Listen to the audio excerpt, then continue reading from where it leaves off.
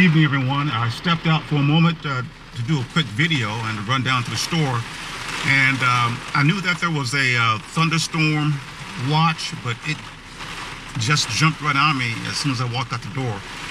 Check this out.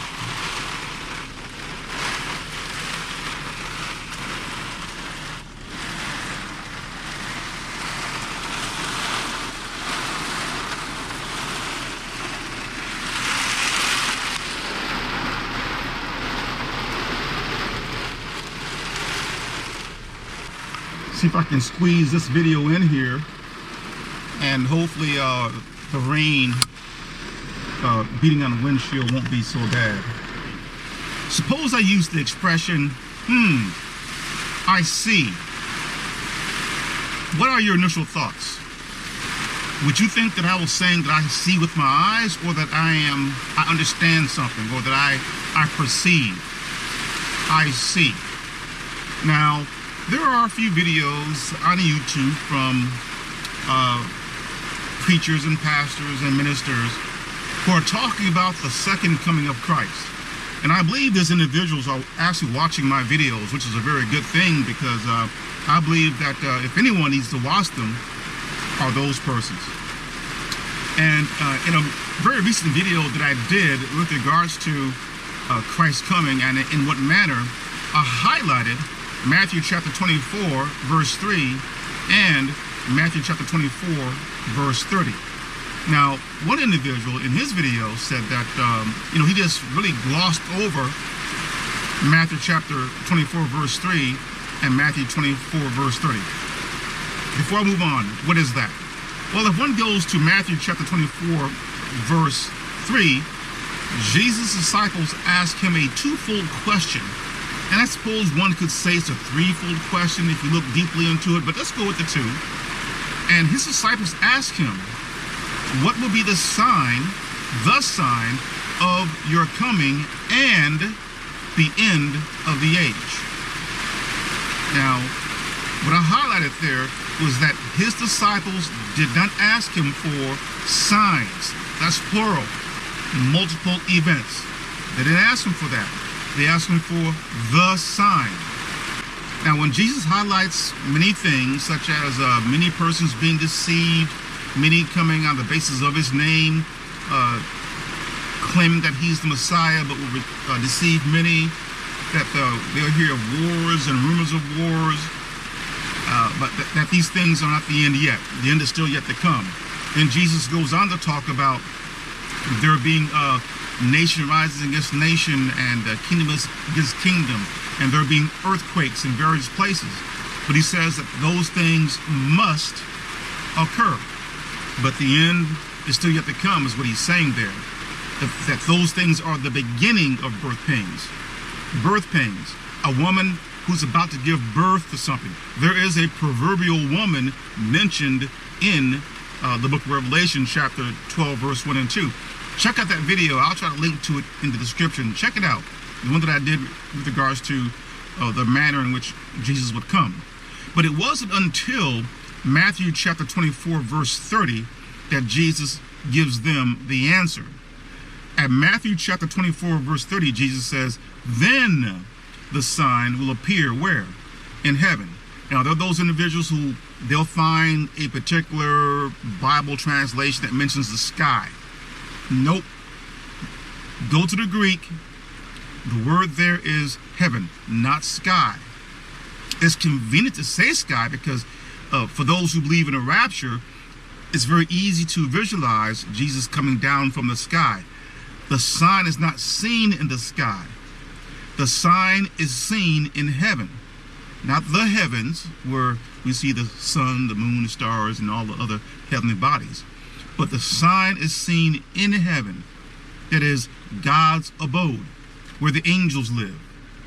We cannot see into the heavenly realm. We will not see that sign. That sign is seen in heaven. So the individual, one of the individuals goes on to talk about, well, right there at verse 30, Jesus talks about one of the primary signs. There is no such thing as a primary sign, because that implies that there are other signs. There's only one sign, and that sign is seen in heaven. You see, Jesus' disciples did not ask him, when will we see you again? They knew they were not going to see him again. They knew this. That's why they would ask him for the sign of his return and the end of his age. You see, that sign is connected to the beginning of something and the end of something. The beginning of something, in that this is, Christ's return will be the sign of your return, and the end of that return. So Jesus' return is something much greater than him just simply appearing in the sky.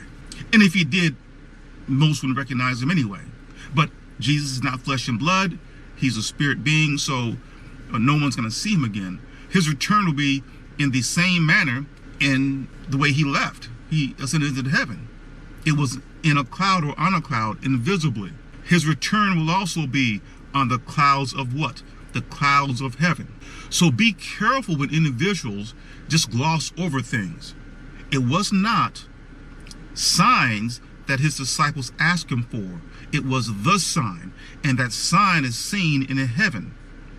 Now, at Matthew chapter 24, verse 30, we do read there where it says that people will see Jesus. But that's why I began this video with, suppose I use the expression, I see.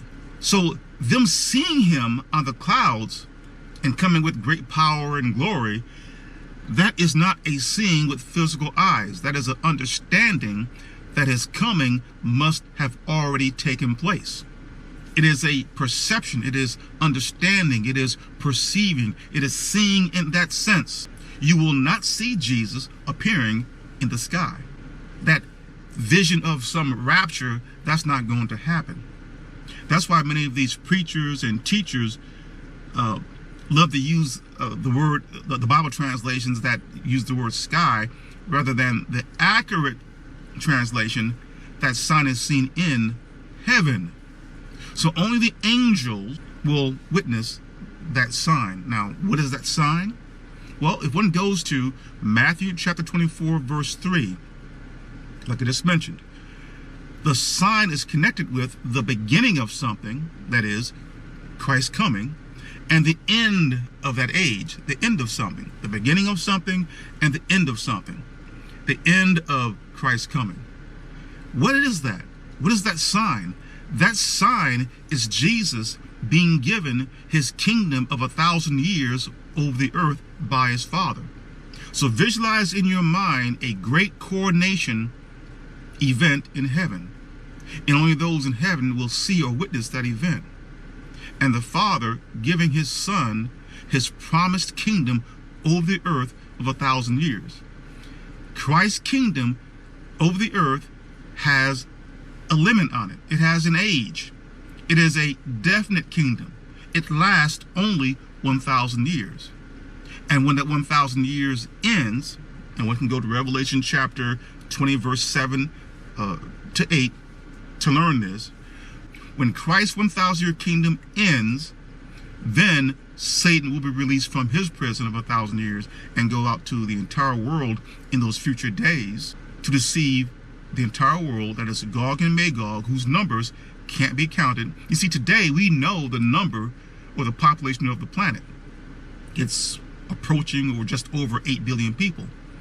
So we know that that sign is not applicable to our time period today, but in a future time period where the earth itself will be teeming with so many people that you will not be able to count them. And where will those persons come from in future days? The promise of resurrection. This is something Christianity will not teach. It can't put the pieces of that puzzle together. But it's not difficult if one takes their time and think about these things. Now, one individual went on to say that, he sort of like skirted over what's written there at Matthew chapter 24, verse 30, by saying that individuals will see Jesus, so therefore they will not die. That's not true. And one thinks about the so-called proof text that many use with regards to the rapture, and one of those is right there in Matthew chapter 24, where Jesus talks about as it was in the days of Noah, where it talks about 2 men would be out in the field, one would be taken and one left, 2 women grinding at a a handmill, one taken and the other left. What is that? That's referring to two resurrections. Both those persons, the one taken, they're taken first. They die first, and they're resurrected first. Those who are left, they too will die, but they're resurrected secondly. There are two resurrections mentioned in Scripture. It's a first resurrection and a second resurrection. So if one can get into their minds that all of us are going to die, no one is going to escape death. Jesus did not escape death. If one believes that they're going to escape death, then they're saying that they are greater than their master. The very essence of following Christ is that we follow him in his life's course, in the way we treat others. You treat others as the way you want to be treated, right? The golden rule. But we also follow Jesus into death, and we follow him out of death. That is the resurrection.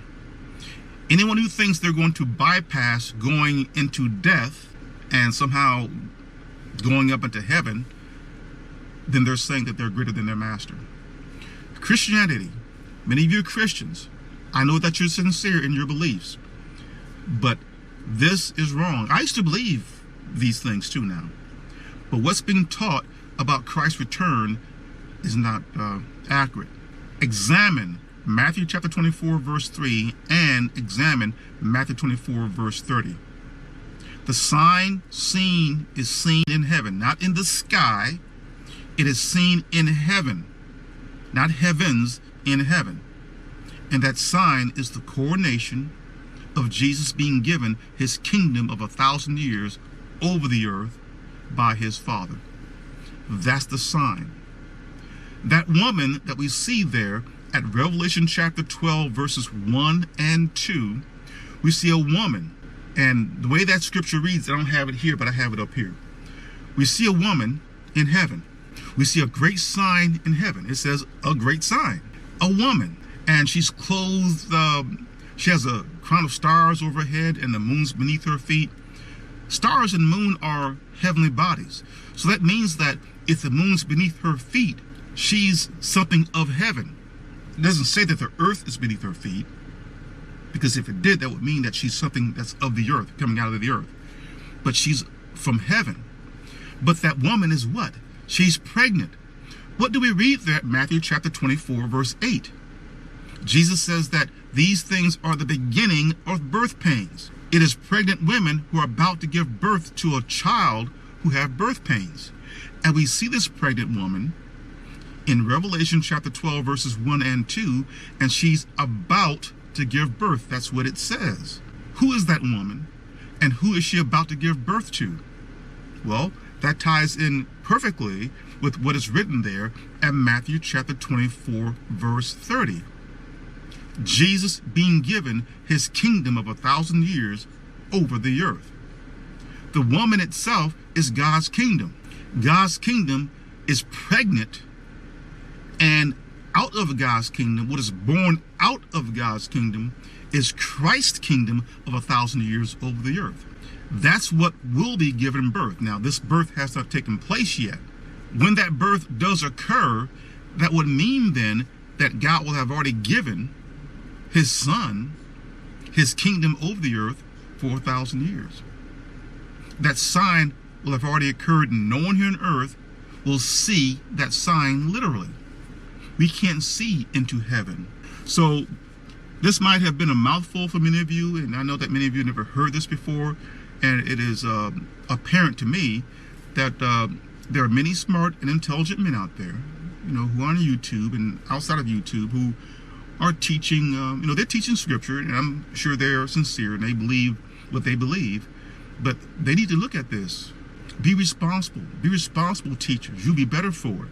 I'm not saying that one believe me, but if you're using those scriptures incorrectly to tie into what you want others to believe with regards to some made-up rapture, don't change it. Don't change what Jesus taught to make it fit some false rapture teaching. If you look at the Greek, at Matthew chapter 24, verse 30, that sign does not appear in the sky. It appears in heaven. And I challenge individuals, the sake of the truth, to look at that.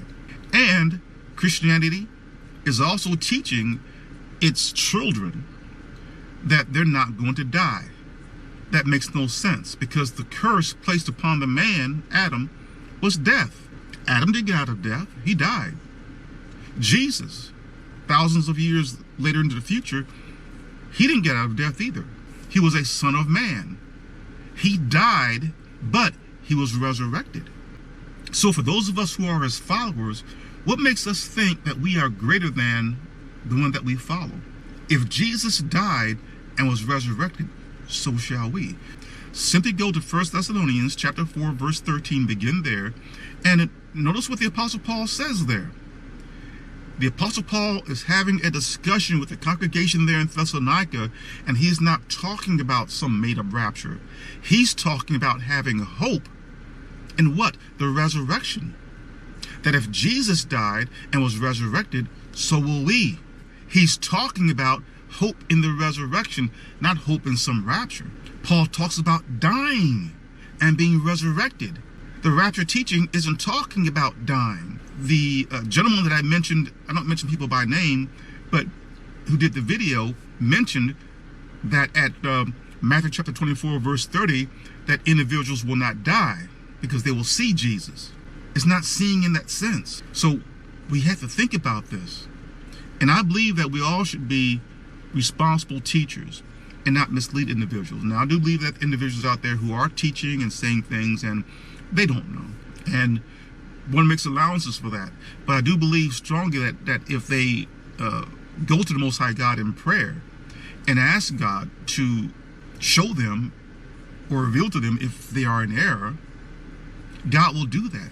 Because God knows what's in their hearts. God knows that they want to be responsible teachers of his word, that is Christ's teachings.